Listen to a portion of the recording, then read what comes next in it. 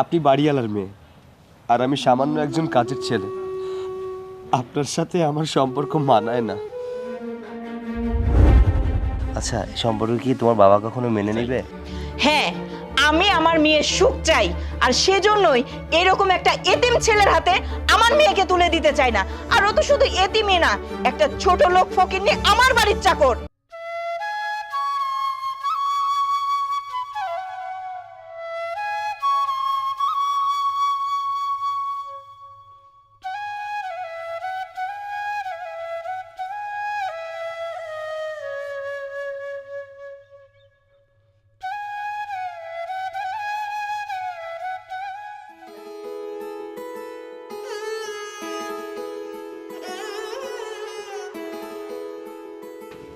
ঠিক যেইটা ভাবছিলাম তুমি সেটাই করতেছো না? এই চিৎকার করছো কেন? বলবা তো কি হয়েছে? কি তুমি বুঝতেছো না? কালকে রাত্রে তোমাকে কি বললাম? বাড়িতে যেন সকালবেলা একটা কাজের মানুষ ঢুকে। কাজের মানুষ কই? এই তুমি কি মনে করো কাজের মানুষ এত সস্তা রাস্তায় ঘুরে বেড়ায়? আমি কয়েকজনের কাছে বলছি, তারা পাইলেই আমাকে দিয়ে যাবে। শোনো, তুমি একজন চেয়ারম্যান আর তুমি কি না কাজের মানুষ পাইতেছো না? শোনো, আজকে তোমার শেষবারের মতন বলে দিলাম, আজকের ভিতরে যদি তুমি কাজের মানুষ না আনো, আমি বাড়ি ছেড়ে চলে যাব। উহ, তোমরা আবার শুরু করেছো? প্রত্যেকটা দিন সকাল কি তোমাদের ঝগড়া দিয়ে এভাবে শুরু হবে? আর মা, কয়টা বাজে তুমি দেখছো? আমি কলেজে যাব না, এখন পর্যন্ত তুমি আমাকে খাবারটাও দাও নাই। পারবো না, আজ থেকে আমি আর তোর খাবার বানাই দিতে পারবো না। তুই ক্যান্টিন থেকে খেয়ে তারপরে কলেজে যা। ডেলি ডেলি সকালবেলা এসব আমারও ভালো লাগে না। আমার কি ভালো লাগে? আমারও ভালো লাগে না। ঘুমের থেকে উঠে তোমাকে চা বানিয়ে দাও, মেয়ের নাস্তা বানিয়ে দাও, ঠিক আছে? আমার নিজের নাস্তা নিজে বানিয়ে খাইতে হবে। কেন? আমি এগুলা পারবো না। আজকে থেকে ধর্মঘট। মা, এটা তো তোমারই সংসার। একটা দিন নাস্তা বানালে কি হয় বলো?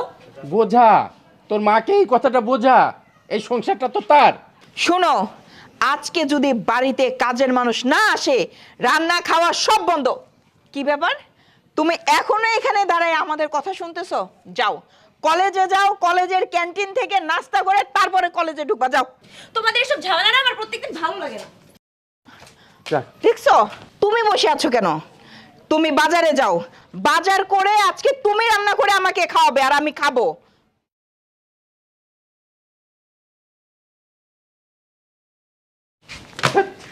এসব আর ভালো লাগে না।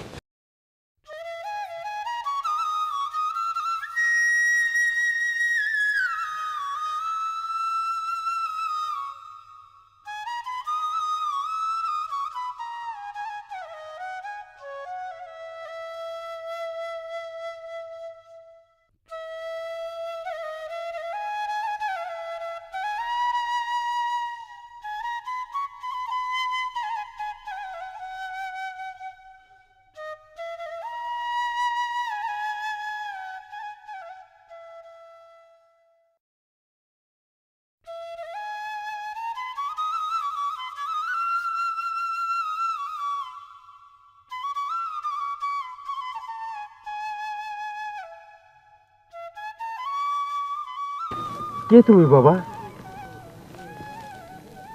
কি হয়েছে তোমার? তুমি কান্না করছো কেন? আমাকে বলো। আসলে চাচা, আমার নাম সৈকত। আমি পাশের গ্রামেই থাকি। আমার বাবা মা কেউ নেই। আমি এতিম বলে আমার গ্রামের সবাই আমাকে তাচ্ছিল্য করে, তাই আমি গ্রাম ছেড়ে চলে এসেছি। ঠিক আছে বাবা, যেহেতু তোমার পৃথিবীতে কেউ নেই, আজ থেকে তুমি আমার বাড়িতে থাকবে, আমার সব কিছু দেখাশোনা করবে। চলো চলো, ওঠো।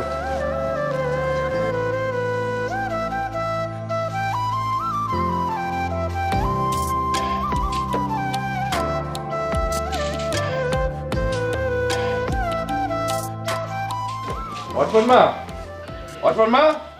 কি ব্যাপার? এই এখন আসার সময় হলো তোমার? আর এই ছেলেটাকে এরকম উজবুকের মতন দেখা যায়? আহা, ছেলেটাকে শুধু শুধু বকছো কেন? ও আজ থেকে এ বাড়িতেই থাকবে। তার মানে শেষ পর্যন্ত একটা কাজের মানুষ পেয়েছো তুমি। খুব ভালো হয়েছে। এই ছেলে, যাও বাজারে ব্যাগ নাও, নিয়ে ওই যে কর্নার রান্নাঘর আছে, যাও তো যাও।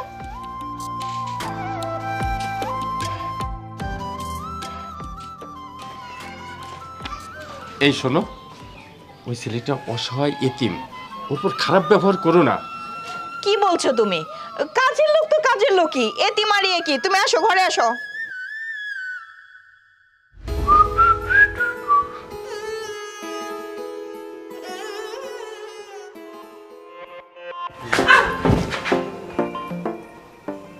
আপনি কি? আর আপনি আমার রুমে কি করতেছেন? ও এইগুলো একটু কি হয়েছে রে মা?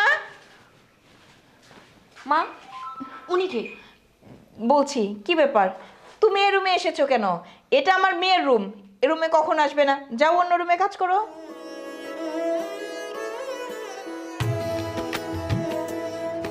মা, ওই ছেলেটাকে? ওই ছেলেটাকে তোর বাবা এই বাড়িতে কাজের জন্য এনেছে, আর ও জানে না যে এটা তোর রুম। তো যাই হোক, তোর আসতে আসতে সন্ধ্যা লাগলো কেন? আর বলো না, কলেজ শেষ করে প্রাইভেট পড়ে তারপর আসলাম। ও আচ্ছা, তুই অনেক টায়ার্ড হয়ে গেছিস, তুই ফ্রেশ হ, আমি তোর নাস্তার ব্যবস্থা করছি।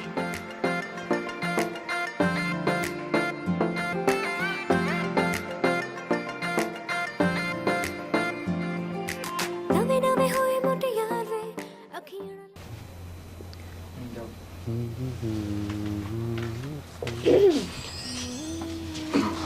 আরে আপামনি, আপনি এখানে? থাক, আর আপামনি বলতে হবে না, তুমি আমার নাম ধরেই ডাকতে পারো। আসলে তোমাকে দেখে অনেক সহজ সরল মনে হলো, তো এই জন্য তোমার সাথে কথা বলতে ইচ্ছা করলো। ছোটবেলা থেকে একা একা বড় হয়েছি, কখনোই ওইরকম কোনো ছেলের সাথে মেশা হয়নি। তোমাকে দেখে মনে হলো তুমি সহজ সরল ভালো মনের একজন মানুষ, এই জন্য কথা বলতে আসলাম। তোমার নামটা জানো কি? আমার নাম সৈকত। আমার নাম জানতে চাইবে না? কি নাম আপনার? আমার নাম অর্পা। একটা কথা বলি, হ্যাঁ। তোমার চেহারাটা না অনেক মায়াবী, মায়া ভরা। আচ্ছা থাক, আমি যাই তাহলে।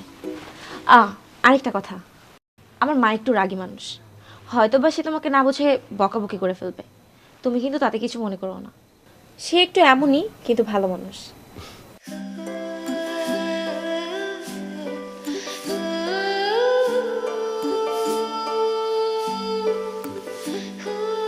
কবিতা পড়া প্রহর এসে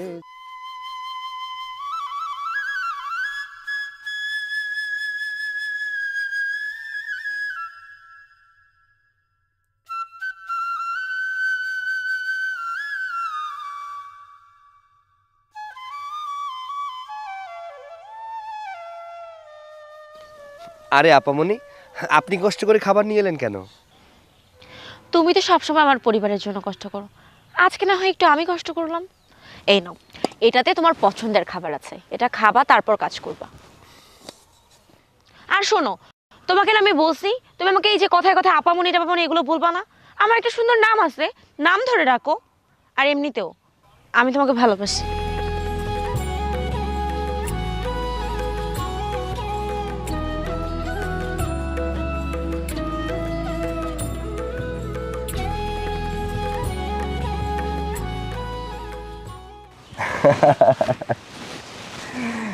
তারপর বলো।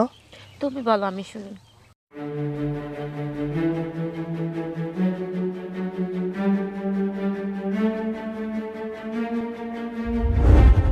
আচ্ছা, এই সম্পর্ক কি তোমার বাবা কখনো মেনে নিবে?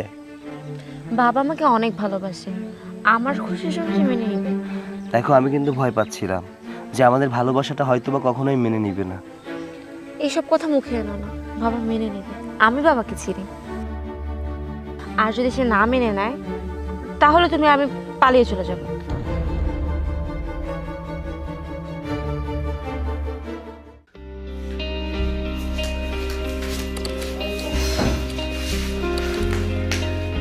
কি ব্যাপার, তোমার খুব চিন্তিত মনে হচ্ছে? তবে যাই হোক, আমি কিন্তু খুব আনন্দে আছি। অনেকগুলো দিন আমি একে একে এই সংসারের কাজ সব আমি করছি। এখন যে একটা কাজের ছেলে আনছো না, ও কিন্তু দারুণ একটা ছেলে, মানে সব কাজ করে, আমাকে তো কোনো কিছু ধরতেই দেয় না। তবে ওকে আমি আরে কি হলো, কথা তো শোনো। যাই হোক, বুড়া মানুষ তো এসব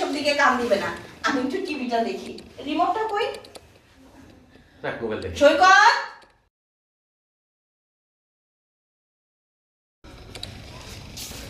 দাঁড়া সৈকত, জি চাচা। তোকে প্রথম যেদিন আমি রাস্তার পাশে দেখছিলাম, আসলে তোকে দেখে আমার খুব মায়া লাগছিল। তুই বলছিলি না আমি এতিম, অসহায়, আমার কেউ নেই, মনে কষ্ট পাইছি, সেই জন্য তোকে আমার বাড়িতে আশ্রয় দিয়েছি। কিন্তু সেই তুই তুই যে আমার বুকে ছুরি মারবি, এটা আমি আশা করিনি। চাচা, আপনি সব কি বলছেন? আমি আপনার বুকে ছুরি মারলাম মানে? ছুরি মারিস নি? তাহলে তাহলে আজকে দুপুরে যেটা দেখলাম ওটা কি ভুল? চাচা, কি দেখেছেন আমাকে বলবেন তো? বলতে হবে, বলতেও আমার জন্য আমার দ্বিধা হচ্ছে। তুই তুই আমার মেয়ের সঙ্গে এভাবে মেলামেশা করিস, এ কথাটা ভাবতেও আমার কষ্ট হচ্ছে, আমার কষ্ট হচ্ছে নিজের কাছে।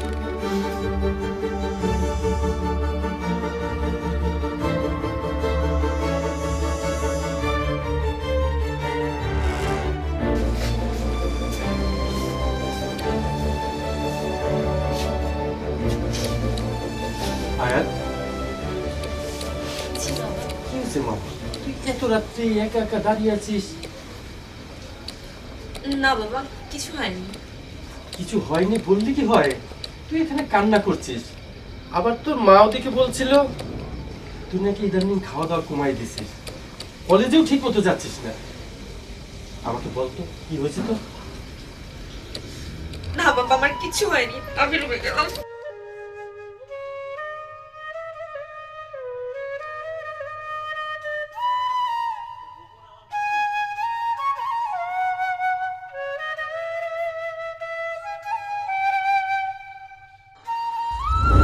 কি ব্যাপার? আপনি আমাকে এত রাতে এখানে কেন ডেকেছেন? যদি আপনার বাবা মা কেউ জানতে পারে তাহলে কত বড় ক্ষতি হয়ে যাবে আপনি বুঝতে পারছেন? সৈকত, তুমি আমাকে আপনি কেন বলছো? আর তাছাড়া গত কয়েকদিন ধরে তুমি আমাকে ইগনোর করতেছো। কেন করতেছো এরকম? তুমি আমাকে বলো, আমি কি কোনো অন্যায় করেছি? আমি যদি কোনো অন্যায় করি আমাকে বলো, আমি সেটা ঠিক করে নিই। কি অন্যায় হয়েছে আমার? তুমি আমাকে বলো। আমি খেতে পারতেছি না, ঘুমাইতে পারতেছি না, এভাবে কি বাঁচা যায়? আমি এগুলো মেনে নিতে পারছি না সৈকত। আমার যদি কোনো অন্যায় হয়ে থাকে তুমি আমাকে বলো, আমি ঠিক করে নিই। তাও আমার সাথে এমন করো না। আমি এগুলো মেনে নিতে পারতেছি না। তুমি আমাকে বলো, কি কি অন্যায় হয়েছে আমার? দেখুন, আপনি বাড়িওয়ালার মেয়ে আর আমি সামান্য একজন কাজের ছেলে। আপনার সাথে আমার সম্পর্ক মানায় না।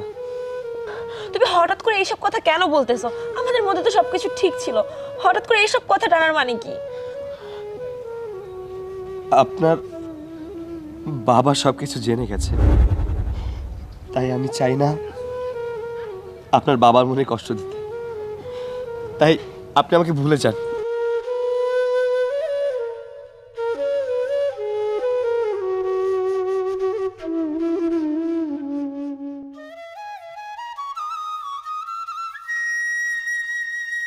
সৈকত,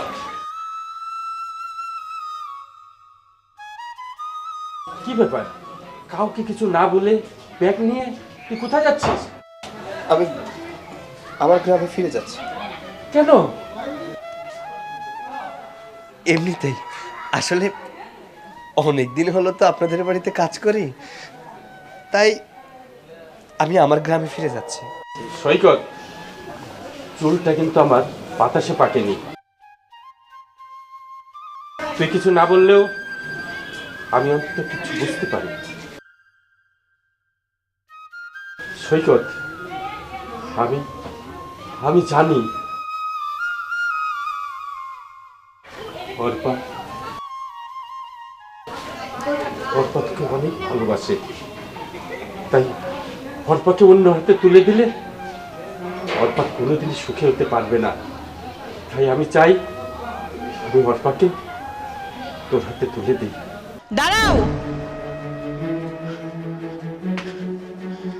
মেয়েটা শুধু তোমার একার না যে মেয়েটার ব্যাপারে সব ডিসিশন তুমি একাই নেবে। দরকার হলে আমার মেয়েকে আমি কেটে টুকরো টুকরো করে নদীতে ভাসিয়ে দিব, তবু ওর হাতে তুলে দিব না।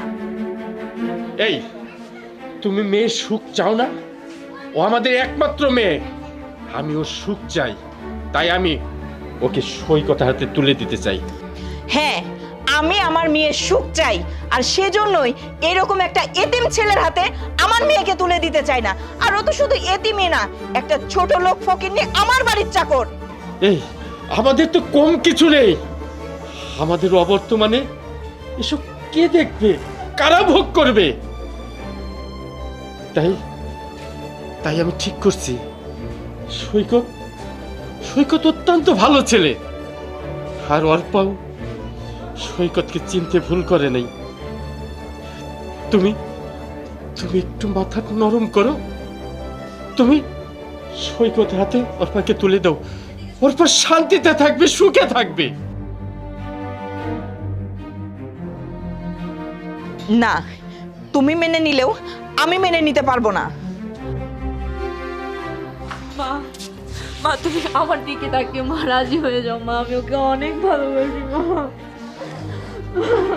ঠিক আছে, ওঠ ওঠ। জাদু তো করেই ফেলেছো আমার মেয়েটাকে, এখন আর কি করার, মেনে তো নিতেই হবে। হাত দাও, হাতটা দাও। শুনো, আমার মেয়েটাকে কিন্তু অনেক সুখে রাখবে, কখনোই ওকে কষ্ট দিবা না। কি হলো, এখন একটু হাসো। আরে আমি তো হাসি, এবার তুমি বেশি করে হাসো।